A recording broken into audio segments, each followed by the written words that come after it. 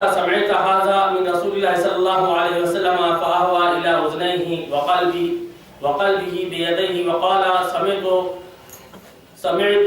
سمعته أذناي ووعاه قلبي فقلت له هذا ابن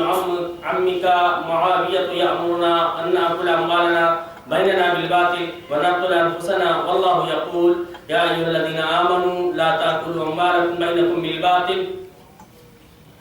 إلا أن تكون تجارة عن تراض منهم ولا تقتلوا أنفسكم إن الله كان بكم رحيما. النساء رقم الآية 29. قال فسكت ساعة ثم قال أطيعه في طاعة الله وعصيه في معصية الله. مسلم، نسائی، ابن ماجہ، احمد، یہ سب جگہوں میں یہ حدیث موجود ہے. مسلم میں حدیث نمبر 1844، نسائی میں 4196، ابن ماجہ میں 3965، مسند احمد میں جلد نمبر 2 حدیث نمبر 191، اور علامہ البانی کی جو صحیح احادیث کی تحقیق ہے اس میں جلد نمبر 3 حدیث نمبر 2453. اس حدیث میں کیا ہے؟ ابھی ہم نے عربی زبان میں، جو کہ نبی کریم صلی اللہ علیہ وسلم کا فرمان ہے اور صحیح فرمان ہے، عربی زبان میں ہم نے اس کو سنا. اب اپنی زبان یعنی اردو زبان میں اس حدیث کا ترجمہ سماعت فرمائیں. عبد الرحمن بن عبد رب الکعبہ کہتے ہیں کہ میں مسجد میں داخل ہوا تو دیکھا کہ عبداللہ بن عمرو بن العاص رضی اللہ تعالیٰ عنہ کعبہ کے سائے پہ بیٹھے ہوئے ہیں اور لوگ ان کے ارد گرد اکٹھا ہیں. مسئلے مسائل کو یا کسی بات کو سمجھنے کے لیے لوگ اکٹھا رہتے ہیں، پوری مجلس بنے رہتی ہے. اب دیکھا کسی نے کہ کوئی کچھ سمجھا رہا ہے تو سب سمجھنے کے لیے اس کے ارد گرد اکٹھا ہو جاتے ہیں. تو وہ کہتے ہیں کہ میں بھی ان کے پاس میں آیا اور ان کے پاس بیٹھ گیا، ان کے پاس آ کر کے اور میں بیٹھ گیا. تو انہوں نے کہا، یعنی عبداللہ بن عمرو بن العاص رضی اللہ تعالیٰ عنہ، کہ ہم رسول اکرم صلی اللہ علیہ وسلم کے ساتھ ایک سفر میں تھے. ہم ایک جگہ رکے تو رکنے کے بعد ہم میں سے کچھ ایسے تھے کہ جو خیمہ لگانے لگے آرام فرمانے کے لیے، کچھ ایسے تھے جو تیر ویروں کو درست کرنے لگے نشانے بازی کے لیے، اور کچھ ایسے تھے کہ جو جانور تھے ان کو چرانے لگے. سب کے گویا کام بٹے ہوئے تھے، سب نے اپنے اپنے ذمے کا کام لے لیا اور اپنے اپنے کام میں سب لگ گئے، گویا منتشر ہو گئے، پھیل گئے اپنے اپنے کاموں کو لے کر کے الگ الگ. تو اذ نادى منادی رسول اللہ صلی اللہ علیہ وسلم الصلاۃ جامعہ، الصلاۃ جامعہ کا لفظ سنے رسول اکرم صلی اللہ علیہ وسلم کی طرف سے ایک آواز لگانے والے نے آواز لگائی الصلاۃ جامعہ. تو اس کا مطلب یہ تھا کہ سب آ جائیں اور اکٹھا ہو جائیں. رسول اکرم صلی اللہ علیہ وسلم کچھ فرمانا چاہتے ہیں، رسول اکرم صلی اللہ علیہ وسلم کچھ فرمانا چاہتے ہیں. یہ عام طور سے الصلاۃ جامعہ کا لفظ جیسے صلاۃ الخسوف میں سورج گرہن، چاند گرہن وغیرہ جو ہوتا ہے اور اس میں آواز لگائی جاتی ہے، اذان دی جاتی ہے، اس کے لیے تو بلایا جاتا ہے الصلاۃ جامعہ کہہ کر، اس کے لیے بلایا جاتا ہے، آواز لگائی جاتی ہے. اب رسول اکرم صلی اللہ علیہ وسلم وہاں پہ اکٹھا تھے، لوگوں کو اپنی طرف بلانا تھا. مکمل اذان کا وقت نہیں تھا کہ اذان دے کر کے لوگوں کو بلاتے، تو ایک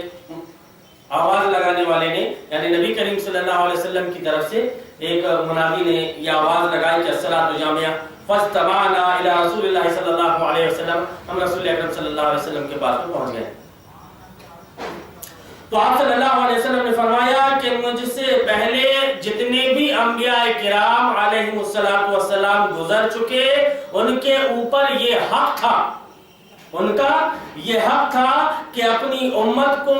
جو کچھ وہ بھلائی کے متعلق دیکھ رہے ہیں یا جان رہے ہیں اس کے بارے میں خبر کر دیں کہ یہ اچھی چیز ہے. اور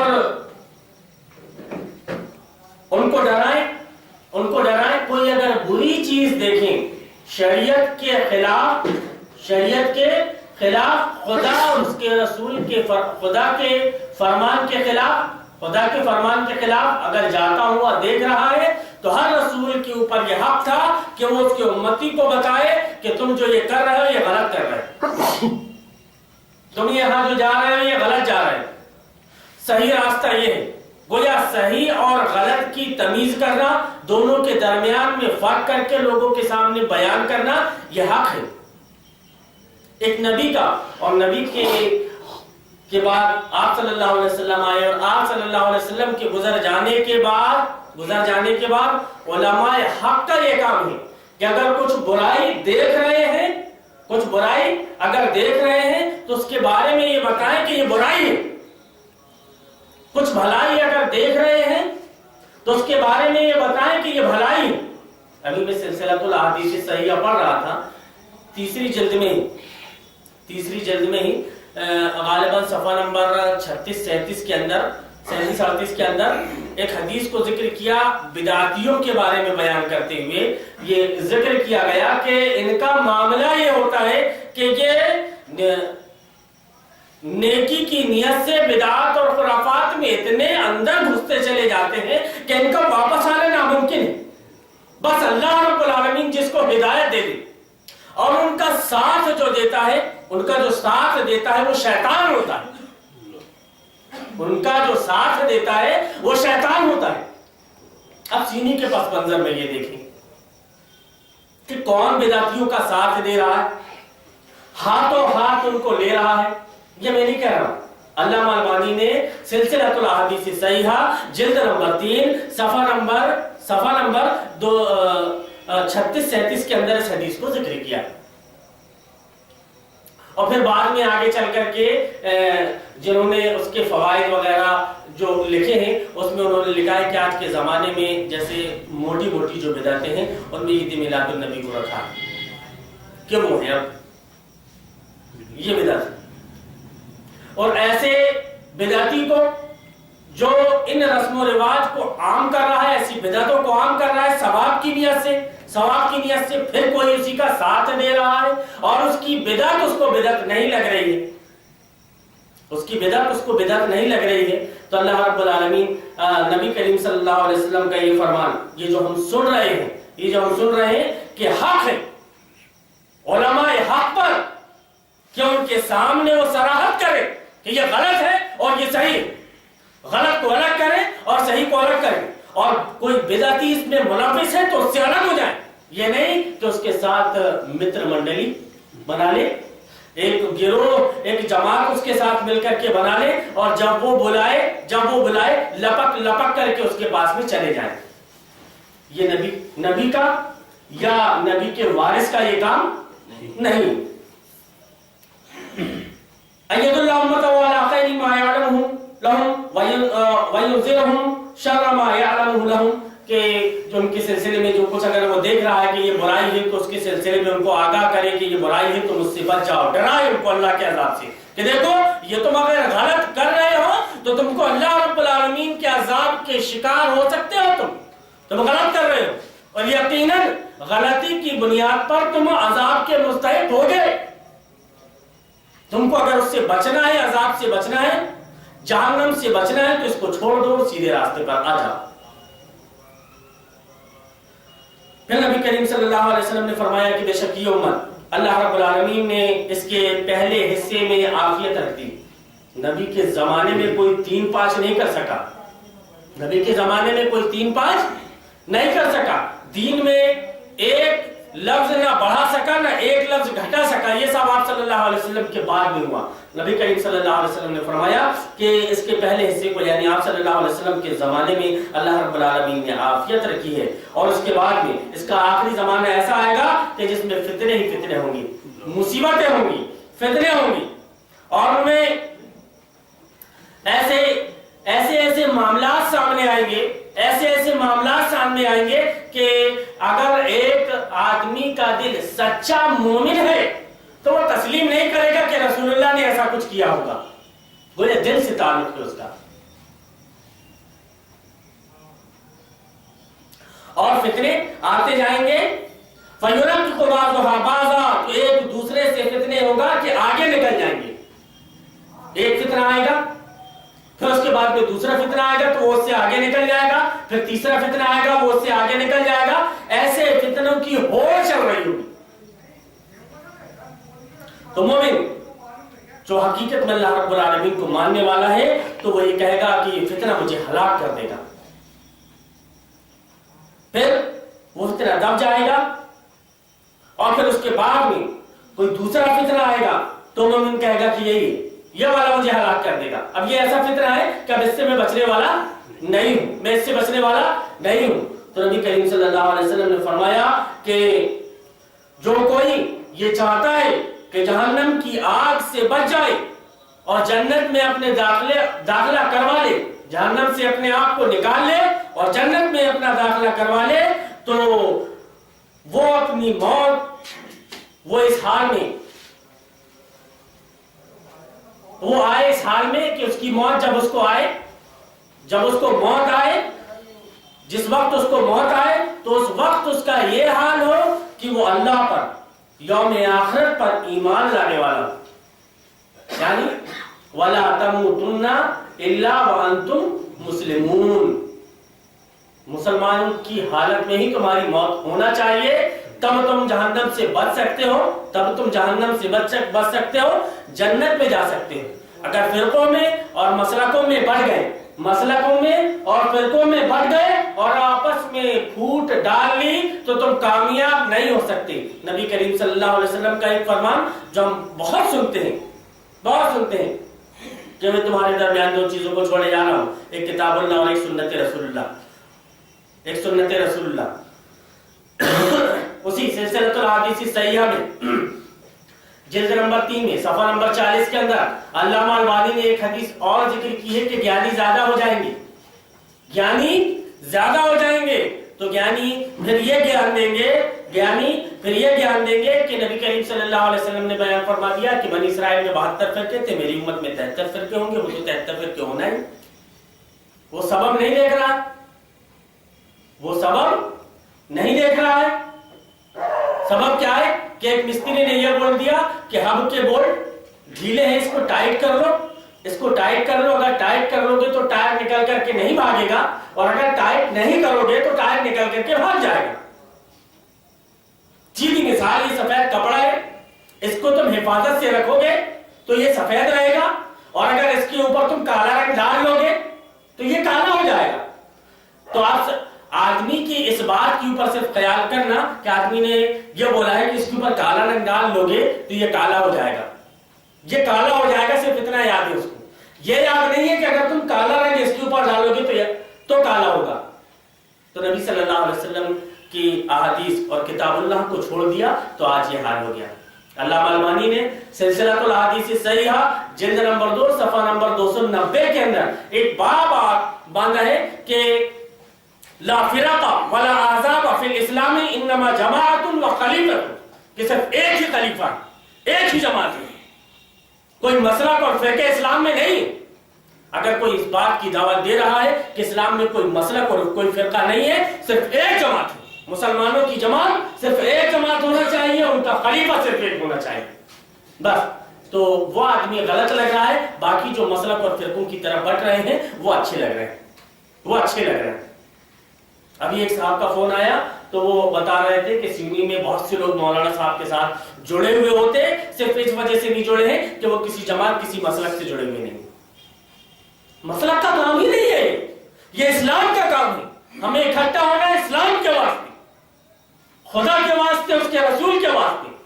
اس رسول نے اس امت کو ایک نام پر اکٹھا کیا تھا. ہم بھی یہی دعوت دے رہے ہیں کہ اسی ایک نام پر اکٹھا ہو جا. یہ ادھر کی حدیث اور ادھر کی حدیث لا کر کے یہ مت بتاؤ کہ یہ حدیث دلیل ہے تو ہم اہل حدیث ہو گئے، یہ حدیث دلیل ہے تو ہم اہل سنت ہو گئے. اپنے دماغ کے گھوڑے مت دوڑا. حضرت علی رضی اللہ تعالیٰ عنہ کی وہ حدیث بھی یاد آ رہی ہے کہ لوکان الدین بالرأی لکان اسفلا، کہ اگر دین میں کوئی رائے کو دخل ہوتا تو موزے کے نیچے مسح کرنا جائز ہوتا کیونکہ گندگی نیچے لگتی ہے. لیکن جو دین میں مسئلہ ہے وہ مسئلہ یہ ہے کہ موزے کے اوپر آپ کو مسح کرنا ہے. خدا، اس کا مطلب یہ ہے کہ خدا اور اس کے رسول نے آپ کو جتنا دے دیا ہے اتنا لے لو، بس اس سے آگے جانے کی کوشش مت کرو۔ تو جو کوئی جنت میں چاہتا ہے تو اس کی موت اس حال میں آئے کہ وہ اللہ اور یوم آخرت پر ایمان لانے والا ہو، اور وہ ایسے لوگوں کے پاس آئے جو اس کو پسند کرتے ہوں، اور پھر اس کے بعد میں وہ ایک امام کے ہاتھ میں بیعت کر لے اور پھر اس کی اطاعت کرے، اور وہ اپنے ہاتھوں کا سامان اور اپنے دل کی محبت، اپنے ہاتھ کا سامان اپنے دل کی محبت اس کو دے دے۔ اس کو دے دے کا مطلب کیا؟ کہ خدا رسول کے واسطے سب قربان کر دے، خدا رسول کے واسطے سب قربان کر دے کہ میرا خدا مجھے اس طرف چلنے کے لیے کہہ رہا ہے، بس میں اس طرف چلوں گا، اور میرا خدا یا میرا رسول مجھے اس طرف جانے سے روک رہا ہے تو میں اس چیز سے رک جاؤں گا۔ فَلْيَطِعْ إِنِ اسْتَطَاعَ، جتنی طاقت ہو وہ اس کی اطاعت کرے، اور اگر کوئی دوسرا ایسا آئے کہ وہ اس سے جھگڑا کرنے لگے، جس کے ہاتھ میں اس نے اس سے بیعت کی ہے، تو اس کی گردن کو اڑا دے۔ اور ایک دوسری حدیث میں کہ یہ کہتے ہیں، یعنی عبد الرحمن ابن عبد رب الکعبہ کہتے ہیں کہ میں ان سے قریب ہوا اور میں نے ان سے کہا کہ میں تمہیں اللہ کا واسطہ دیتا ہوں کہ کیا تم نے رسول اکرم صلی اللہ علیہ وسلم سے اس حدیث کو سنا؟ فَأَهْوَ إِلَىٰ أُذْنَيْهِ وَقَلْبِهِ بِيَدِهِ، تو اپنے ہاتھ سے اپنے کان کی طرف اور اپنے ہاتھ سے اپنے دل کی طرف اشارہ کیا اور کہا کہ یہ دونوں کانوں نے رسول اکرم صلی اللہ علیہ وسلم سے اس حدیث کو سنا ہے۔ وَوَاهُ قَلْبِي، اور اس دل نے جو حدیث نبی کریم صلی اللہ علیہ وسلم کی آپ سن رہے ہیں، یہ عبداللہ بن عمرو بن العاص بیان کر رہے ہیں کہ دونوں کانوں نے رسول اکرم صلی اللہ علیہ وسلم سے اس حدیث کو سنا ہے اور اس دل نے سمجھا ہے۔ تو میں نے ان سے کہا کہ یہ تمہارا چچا کا لڑکا یہ ہمیں حکم دیتا ہے کہ ہم لوگوں کا مال باطل طریقے سے کھائیں اور ہم آپس میں قتل و غارت نہیں کریں، ایک دوسرے کے نفس کو ماریں، اور اللہ رب العالمین کہتا ہے کہ لوگوں آپس میں ایک دوسرے کے مال باطل طریقے سے نہ کھاؤ، سوائے اس کے کہ تم آپسی رضامندی کے ساتھ کوئی تجارتی کاروبار کرو، اور اس میں پھر جو کچھ منافع ہوتا ہے تو آپس میں رکھ لو، اس کو آپس میں رکھ لو اس کو۔ ایک تمہارا یتیم بچہ ہے، اس کے ماں باپ کو چھوڑ کر کے مرا ہے، اب اس کا مال تم زبردستی ہڑپ کر کے نہ کھاؤ، اب وہ تو نادان ہے، اس کی امانت تمہارے پاس میں ہے، اب اس کے پیسے کو تم کاروبار میں لگاؤ، پیسہ اس کا ہے، دماغ آپ کا چل رہا ہے، اس کے پیسے کو آپ کاروبار میں لگاؤ، اور جو پرافٹ آ رہا ہے کچھ اس کے لیے الگ کرو، کچھ آپ کے لیے الگ کرو، پھر اس میں سے کھاؤ، اس میں کوئی حرج نہیں، اور آپس میں ایک دوسرے کو قتل نہ کرو، اللہ رب العالمین تمہارے اوپر رحم فرمانے والا ہے۔ قالا، تو کہتے ہیں یہ آیت سورہ نساء کی آیت نمبر 29 ہے، کہتے ہیں کہ فسکت ساعتن، پھر کچھ تھوڑی دیر تک کے وہ رکے رہے، پھر کہا کہ اطیعہ فی طاعت اللہ، کہ اپنے امیر کی اطاعت، آپ اللہ کی اطاعت اگر وہ کر رہا ہے، اللہ کی اطاعت کی طرف اگر آپ کو بلا رہا ہے، دعوت دے رہا ہے اللہ کی اطاعت کی طرف، تو آپ امیر کی اطاعت کرو، اس کی اطاعت ضروری ہے۔ اگر آپ نے اس کی اطاعت نہیں کی، امیر کی اطاعت اگر آپ نے نہیں کی، تو اللہ رب العالمین آپ سے سوال کرے گا، اللہ رب العالمین آپ سے سوال کرے گا کہ آپ نے اس کی اطاعت کیوں نہیں کی۔ واسعہ فی معصیت اللہ، اور اللہ کی اگر وہ معصیت یعنی نافرمانی کر رہا ہے تو اللہ کی معصیت میں، اللہ کی نافرمانی میں تم اس کی اطاعت نہ کرو، تم اس کی اطاعت اللہ کی نافرمانی میں نہ کرو۔ تو یہ حدیث جا رہی ہے اس حدیث کی طرف کہ اگر تم کو امیر سیدھا لے کر کے چل رہا ہے تو تم اس کے ساتھ، اس کے پیچھے چلو، لیکن اگر وہ راہ راست سے بھٹک رہا ہے تو خلفائے راشدین کا بھی یہ معمول رہا کہ انہوں نے پہلے ہی خطبے میں یہ کہہ دیا کہ اگر میں تمہیں خدا اور اس کے رسول کی طرف لے کر کے چلوں تو تم میری اطاعت کرنا، اور اگر میں راہ سے الگ ہٹتا ہوا نظر آنے لگوں، تیرکنے لگوں راہ سے، ایسا لگ رہا ہے کہ راہ سے یہ درپ رہا ہے سیدھی راہ سے، جبکہ نبی کریم صلی اللہ علیہ وسلم کا یہ فرمان ہے تو آپ اس کو سیدھے کر دیں. آپ بھی بچ گئے، آپ کا امیر بھی بچ گیا، آپ کا امیر بھی بچ گیا. یہ حدیث مسلم میں ہے، حدیث نمبر 1844، نسائی میں ہے 4196، ابن ماجہ میں ہے 3956 اور مسند احمد میں ہے جلد نمبر 2 حدیث نمبر 191 اور سلسلۃ الاحادیث الصحیحہ جلد نمبر 3 حدیث نمبر 2453. اس میں انہوں نے نبی کریم صلی اللہ علیہ وسلم کے وہ فرامین کو ذکر کیا جو آپ صلی اللہ علیہ وسلم نے مختصر انداز میں، کہ اس